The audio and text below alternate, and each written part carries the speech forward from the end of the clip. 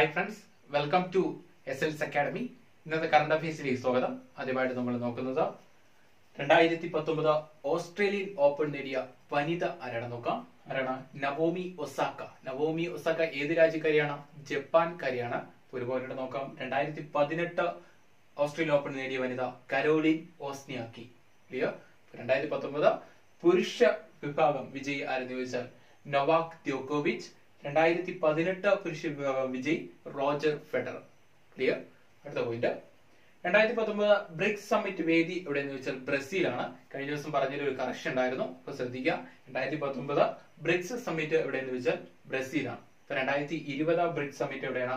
റഷ്യയിലാണ്. Clear. ഓർത്തു വയ്ക്കുക, മറന്നുപോരുത്. കഴിഞ്ഞ ദിവസം പറഞ്ഞ ഒരു കറക്ഷൻ ആയിരുന്നു, ശ്രദ്ധിച്ച് പഠിക്കുക. 2019 ബ്രിക്സ് സമ്മിറ്റ് എവിടെയാണ്? ബ്രസീലാണ്. ഓർത്തു വയ്ക്കുക. 2020 റഷ്യ. അടുത്ത പോയിന്റ്, അതിൻ ബന്ദോപാധ്യായ ഏത് ഭാഷയിലെ എഴുത്തുകാരനാണെന്ന് ചോദിച്ചാൽ ബംഗാളി ഭാഷയിലാണ്. ഇദ്ദേഹം അന്തരിച്ചു പോയി. ഓർത്തു വയ്ക്കുക, അന്തരിച്ചു പോയി. അതുകൊണ്ട് ഓർത്തു വയ്ക്കുക. അപ്പോ 2001 സാഹിത്യ അക്കാദമി അവാർഡ് നേടിയ വ്യക്തിയാണ്. ആരാണ്? അതിൻ ബന്ദോപാധ്യായ.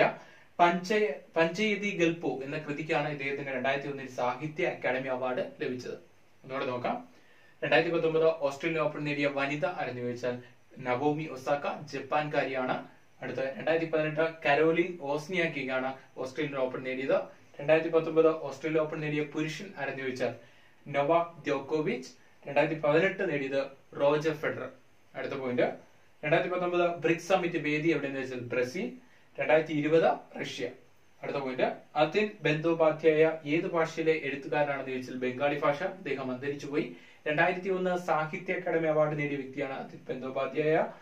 അദ്ദേഹത്തിന്റെ പഞ്ചയതി ഗൽപോ എന്ന കൃതിക്കാണ് 2001 സാഹിത്യ അക്കാദമി അവാർഡ് ലഭിക്കുന്നത്. അയ്യോ, അപ്പൊ അടുത്ത പോയിന്റിലേക്ക് പോവാം. അന്തരിച്ച 2017 ജ്ഞാനപീഠ ജേതാവ് ആരെന്ന് ചോദിച്ചാൽ കൃഷ്ണ സോബ്തി. 2017 ജ്ഞാനപീഠ ജേതാവായ കൃഷ്ണ സോബ്തി അന്തരിച്ചു. ഓർത്തു വയ്ക്കുക.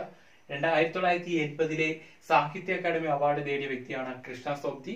അദ്ദേഹത്തെ ആ വ്യക്തിയുടെ സിന്ദഗി നാമ എന്ന കൃതിക്കാണ് 1980 സാഹിത്യ അക്കാദമി അവാർഡ് ലഭിച്ചത്.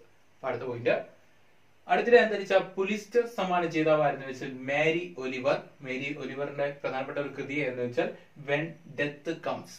ക്ലിയർ. അടുത്ത പോയിന്റ്, ISR വിജയകരമായി ഭ്രമണത്തിൽ എത്തിച്ച ലോകത്തിലെ ഏറ്റവും ഭാരം കുറഞ്ഞ ഉപഗ്രഹം എന്ന് ചോദിച്ചാൽ കലാം സാറ്റ് V2. അതിന്റെ ഭാരം 1.26 കിലോഗ്രാം. സ്പേസ് കിഡ് ഇന്ത്യ എന്ന ഒരു കമ്പനിയാണ്, സ്വകാര്യ കമ്പനിയാണ് നിർമ്മിച്ചത്. ചെന്നൈയിലെ ഒരു കമ്പനിയാണ്. ഇതിന്റെ പ്രത്യേകത, ഒരു സ്വകാര്യ സ്ഥാപനത്തിൽ നിന്ന് വികസിപ്പിച്ച ISR വിക്ഷേപിച്ച ആദ്യ ഉപഗ്രഹമാണ് കലാം സാറ്റ് എന്ന് പറയുന്നത്. ക്ലിയർ. ഓർത്തു വയ്ക്കുക, മറന്നുപോരുത്.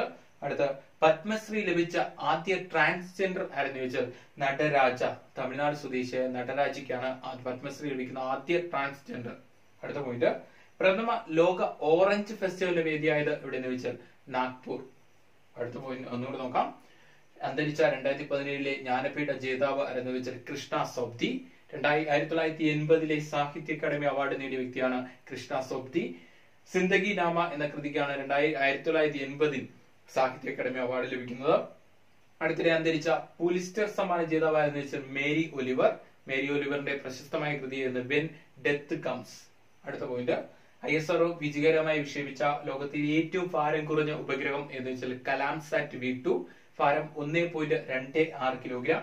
സ്പേസ് കിഡ്സ് ഇന്ത്യ എന്ന കമ്പനിയാണ്, സ്വകാര്യ കമ്പനിയാണ് നിർമ്മിച്ചത്. ഒരു സ്വകാര്യ സ്ഥാപനത്തിൽ നിന്ന് വികസിപ്പിച്ച ISR വിക്ഷേപിക്കുന്ന ആദ്യ ഉപഗ്രഹമാണ് കലാം സാറ്റ് V2. ക്ലിയർ. അടുത്ത പോയിന്റ്, പത്മശ്രീ ലഭിച്ച ആദ്യ ട്രാൻസ്ജെൻഡർ ആരെന്ന് ചോദിച്ചാൽ നടരാജ, തമിഴ്നാട് സ്വദേശിയാണ്. അടുത്ത പോയിന്റ്, പ്രഥമ ലോക ഓറഞ്ച് ഫെസ്റ്റിവലിന് വേദിയായത് എവിടെയെന്ന് ചോദിച്ചാൽ നാഗ്പൂർ. ക്ലിയർ. വീഡിയോ ഇഷ്ടപ്പെടുകയാണെങ്കിൽ ലൈക്ക് ചെയ്യുക, സബ്സ്ക്രൈബ് ചെയ്യുക, കമന്റ് ചെയ്യുക, ഷെയർ ചെയ്യുക. അടുത്ത ദിവസം വീണ്ടും കാണാം. Thank you.